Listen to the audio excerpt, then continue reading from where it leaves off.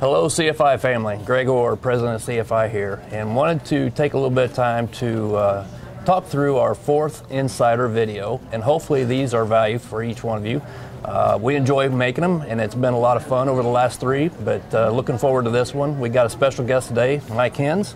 He's our Senior Vice President of Operations and Sales, and just wanted to give a little bit of background about Mike. Was with the military for 24 years. Spent 18 years at Schneider National, supporting their recruiting and operations, customer service teams, and then the last 4 years of his career has been with Rail Transport up in Marshfield, Wisconsin, where he was the president of the division that had roughly 2,500 trucks.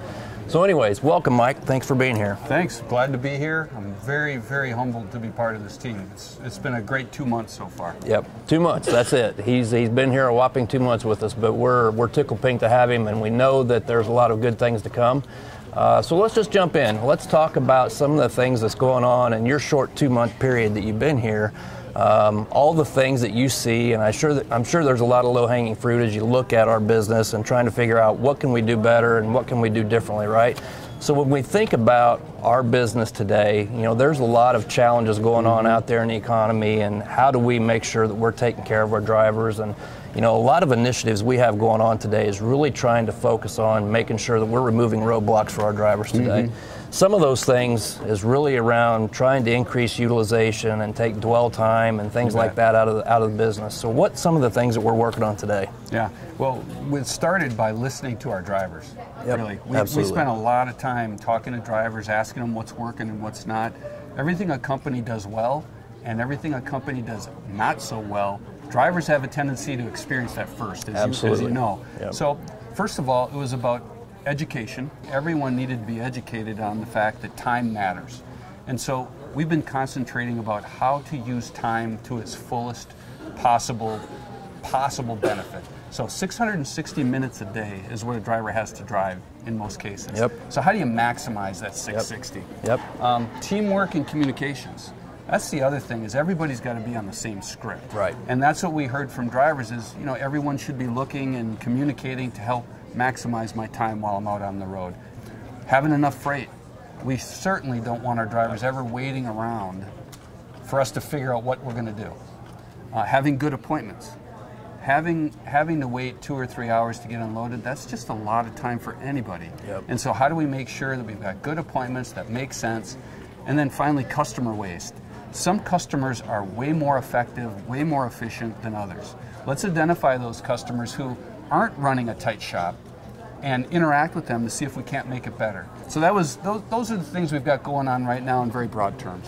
And I think we've done a really good job over, let's call it the last 3 to 6 months, in trying to reduce some of that dwell and delay time. And you know, I know Dustin's kind of told me through the grapevine that we've seen our time cut to almost half from where we were last year at this time. It's true. Anyways, let's jump on to the next one. So you touched a little bit on training, and one of the things that I know that has been one of my initiatives and your initiatives coming into this family here is trying to figure out how do we better train our staff. What are some of the things that you guys are focusing on right now? Well, I'll tell you, one of the things that really stood out is we had a few gaps in our staffing.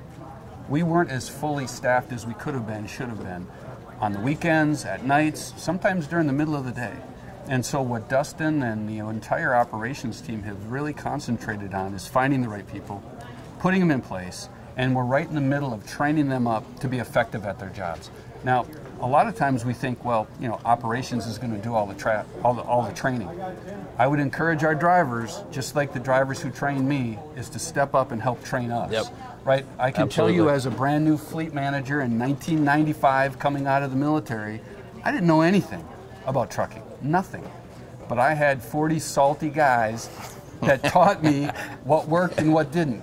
And I would just ask that our drivers take the time to explain how things work, and then the fleet managers will be more effective in what they do, whether they're experienced or whether they're brand new. So we all participate in helping, you know, the saw be sharp. Yep. Okay. And it's that mutual benefit, right? Both sides of the wall gets that. So That's it's exactly it's right. key to share on both sides. Yep. The other thing we're working on, profiles that were outdated or just flat out wrong, and final mile directions that were missing or wrong. Those are kind of important, right? Yep. So what I can tell you is the CS team in particular, led by Brian, has done a terrific job getting them cleaned up. There were literally, Greg, thousands that hadn't been touched in a year or more. Yeah. And they've got them down to just a few dozen now. And so they're working on them, and we're always getting new customers, and there's always changes. So one, the profiles about dock time and facilities, and all of those critical components are being cleaned up, and there's just a couple dozen that need to be done. And then that final mile directions. What's the most effective way for a driver to get into and out of a facility? Yep. Critical elements to doing our jobs right. The And third, well, I just going to say on top of that, I think, these things change continually. Oh, yeah. So, just more of a reminder to our professional drivers, if you see something out there that's not jiving, give us a call and let us know. Right. That way we can get these fixed. And more importantly, parking's becoming more and more of an issue, and I think that's, on top of this whole situation. Right. Some of our shippers or vendors allow us to park at their facilities, some of them don't. But as you see those changes, please let us know that so we can keep in front of the drivers. Well, hey, speaking of calling, drivers, you may have seen this or you may have felt this. We've asked our customer service folks to call you and validate that the profile made sense and that the directions made sense. So, you may be getting calls as you arrive at consignees and shippers, and it's because we care and we're doing some sampling. We're doing quality assurance. Good. Speaking of phones, one of the things that is critical for a trucking company or any organization to be really good at is for the drivers to be able to get through and talk to us. Exactly. Frankly, we're not as good as we should be. Yep. And we're getting better, first of all. Through training and awareness, we're getting better. But we also have some new technology coming soon that's going to allow us to be even more effective. So one, I wanted the drivers to understand that we heard you loud and clear, that sometimes it's hard to get through. And if you're in the middle of a tough situation, the last thing you want to do is, sit on hold for 15 minutes listening to Neil Sedaka, right? I mean, as good as he is, people, there's only so much of Neil a person can stand, right? Yep. So our goal is to be able to get you to the person with an answer as quickly as possible. Yep. Pick up the phone when it rings at your desk, get you an answer, and get you on your way just as quickly as we can. And we've seen tremendous improvement, nights, weekends, and during the day in our ability to do that. Well, let's flip the switch. I know one of the areas of responsibility that we've kind of tasked you with coming in with your background in that recruiting space is how do we improve the opportunity to be able to recruit good, quality professional drivers that meet our expectations from an industry standpoint, as well as just really representing the brand and the things that we do today. And I know that you and Gretchen have really been working close together. Sure. We're getting ready to put out a new recruiting referral program. So can you explain a little bit about what that looks like? You bet. Well, the single best recruiting tool that we have is positive word of mouth. Yep. And we're counting on our drivers to have a really good feeling about the team that's wrapped around them and the things that this company can do for them and do for their families. And so word of mouth is the most important thing. And so that leads us to, well, why don't we put our drivers in the driver's seat and have you bring us some candidates that you'd want on your team? And so we've got a referral program going, and the first step of the referral program to get out is it's worth $2,000. Yeah. So if you think about it, It's big money. Is that like a penny and a half a mile? Yeah, something it like is. that, right? It is. So you want to give yourself a penny and a half mile raise. Refer one driver that gets hired, and you just gave yourself a penny and a half raise. So that's an ongoing, weekly, monthly, core part of the referral program. Yep. The second part is a new initiative that you've given us the thumbs up on, which greatly appreciate. We're going to add some more, fuel to the fire here. We've got a competition April 1st through June 30th. So April 1st through June 30th, we're going to measure all the referrals that the drivers kick over to us. Yep.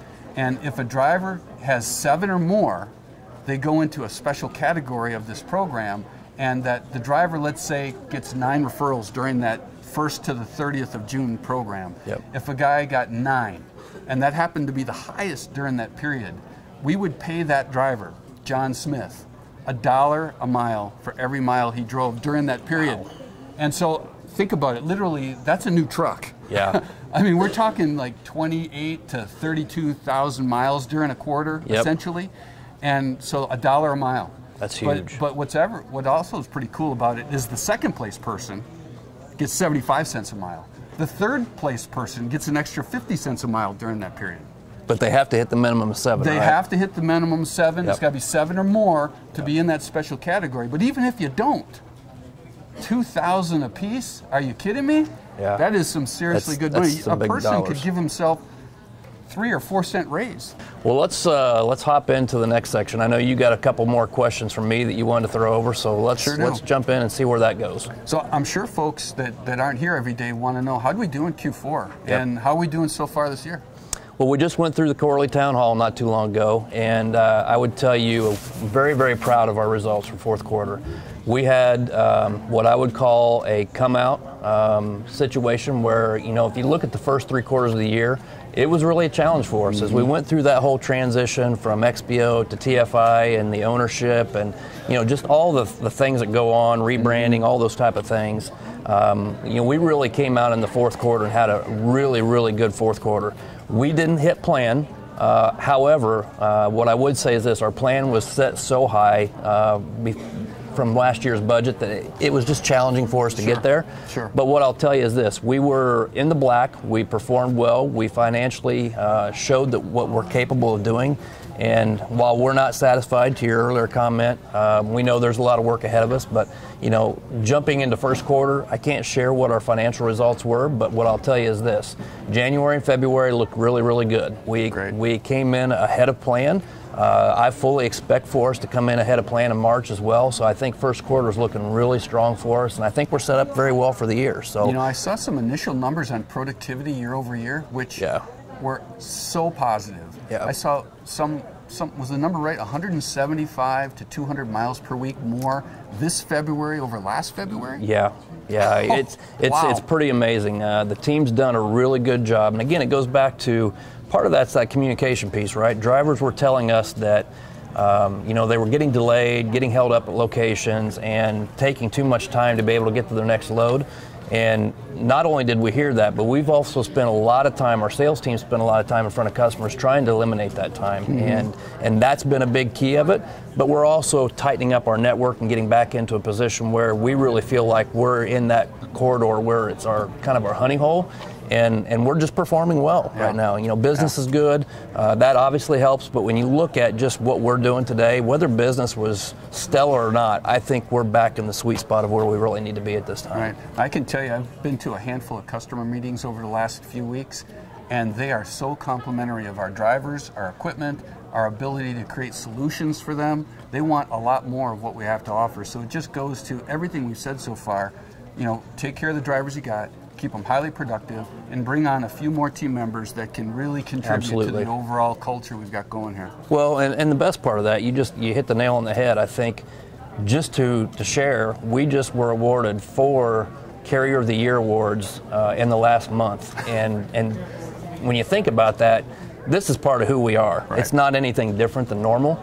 But to say that we're back to CFI and that we are performing like we are expected to, both internally and externally, and to have our customers recognize us, that's just something outstanding that our drivers do for us each day, and our family out here on the floor. You bet. So, well, you want to share, I know you go to a lot of meetings, you talk to a lot of analysts, you spend a lot of time reading the periodicals that are out there. What's going on in our industry right now that drivers would want to know about? You know, looking at some of the challenges, I think specific to CFI, when I look at what's going on in the industry, and each one of you know this, our drivers are some of the best in the industry, but the challenge out there is we have a lawsuit-happy country right now. And when you think about what's going on, today, just in January and February, and I'll share quick stats with you, it blows my mind. We spent $2 million in January on accident reserves and costs. We spent $2.5 million in February.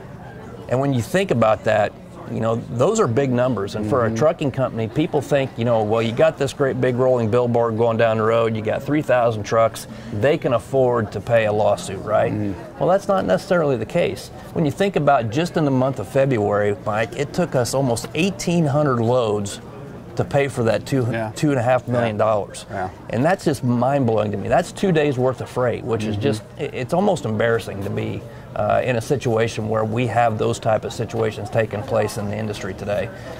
So those are things that concern me, but I think where we can control some of this is really around making sure that we're training our drivers as effectively as we can be, providing them follow-up training, and I think more importantly, you know, one of the things that came up when I was looking through the financials the other day is we spent $85,000 in the month of February on unreported damages for our equipment. Now, I sit here and scratch my head, and obviously it's wore a lot of hair off my head here by looking at that. But when you think about that, folks, why would we go and unreport equipment damages? And we had $80,000 in the month of January. So that's a very bad trend for us, not something that we want to be touting right now at this point, right? So how do we capture that? You know, folks, the biggest thing that I'd ask for you is, as part of being the company, is having integrity, being honest with yourselves, and if something happens, hey, report it. Let us know that, because when it goes unreported, that just makes things that much harder for us to be able to, one, repair and get it fixed timely and efficiently, because then it ends up impacting that next driver. And then that goes where, you know, the less use of our utilization on our drivers. So it's, like I said, I can get on a soapbox here, but safety is really the big key for me this year. And I think there's many ways that we can improve, but the biggest thing for me is to make sure that our drivers get home when they want to, on time, to see their family, and that's the most important thing. Well, that leads me to the last question I was going to ask you. I know we're investing a lot in equipment right now, and we made a huge dent, if you will, in some of the gently used equipment that we had in inventory last year. Made a lot of investment. We got more coming this year. Can you tell us about that? Yeah, so last year we were blessed to be able to take on 600 new tractors and 225 new trailers.